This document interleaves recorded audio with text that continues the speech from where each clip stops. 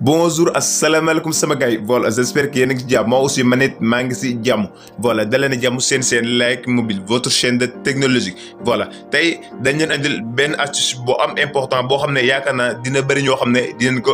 soxla voilà sans plus tarder ñu leen di demander bu leen fàtte di bës si bouton abonné bi daal di aimer vidéo bi partager ko activer cloche de notification bi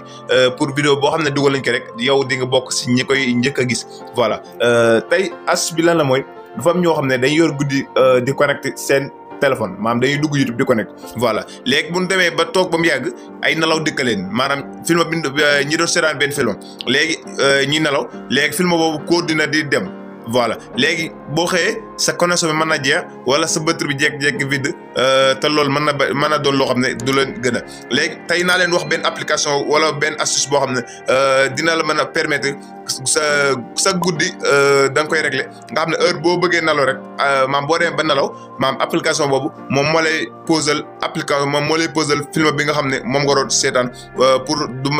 du yàq dara si sa connexion bi te du wàññi dara si sa batterie voilà léegi dañuy dugg Play Store voilà léegi bu ñu duggee Play Store ñu dem sa barre de recherche bi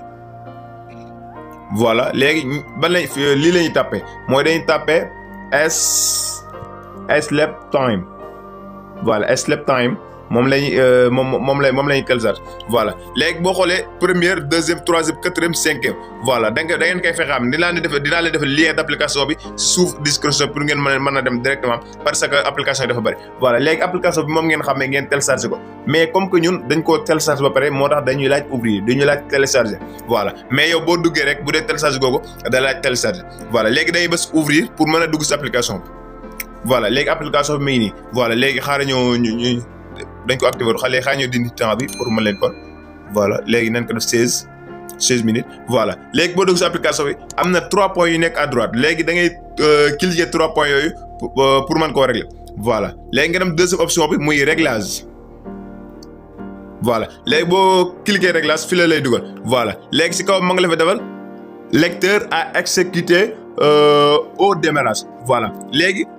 si foofu ngay cliquer muy lecteur à exécuter au démarrage moom ngay cliquer voilà léegi mu ne la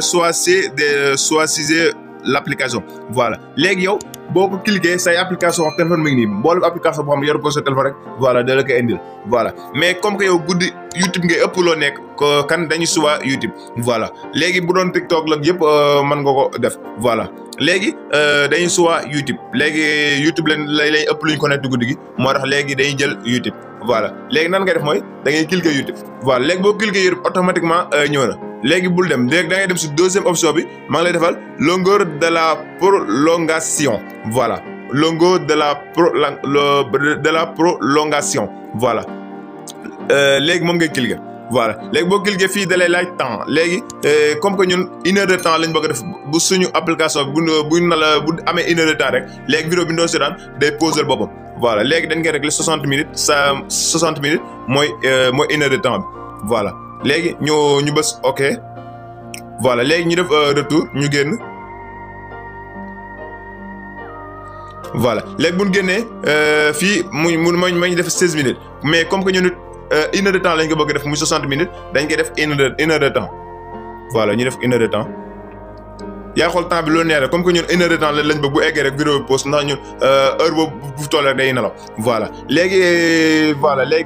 dañuy bës démarrer pour mën ko activer voilà léegi mën nga dem dugg YouTube mais boo seetaanee ba mu am 60 minutes nag vidéo bi day jékki-jékki daal di posal boppam léegi loolu dina la waral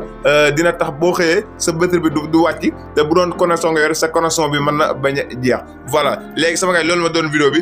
ñu leen ñu jox rendez-vous di leen joxaat di daje si beneen vidéo ak si beneen astuce ak Like Mobile voilà sama gars yi bu leen fàtte di bës bouton abonné bi aimer vidéo partager ko activer cloche de notification bi pour vidéo boo xam ne dugal